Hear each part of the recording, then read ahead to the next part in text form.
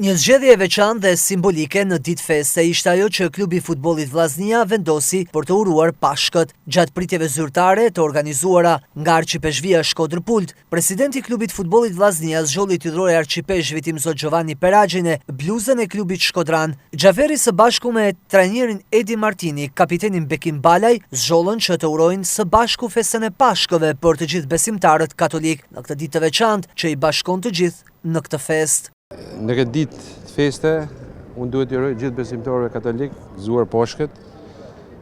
Nga unë personalisht dhe nga klubi i futbollit Vllaznia kemi marrë për vizitë. Siç e kam përmendur më përpara, Vllaznia është një familje e madhe dhe duhet të uroj çdo tifozi ku që blo gëzuar dhe për shumë vjet këtë ditë. Për shumë vjet e ngëzime tanë shkodranëve, jo vetëm katolik, po sepse kjo është një festë mirësie për çdo familje.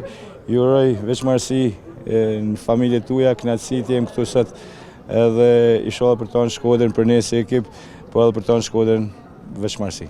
Një zgjedhje të tillë sa simbolike, aq edhe domethënëse për Vllaznin, e cila i bashkon të gjithë, drejtuesit e klubit futbollit e kanë bërë më herët edhe në komunitetet e tjera fetare, ndërsa kanë uruar festat e veçanta të tyre.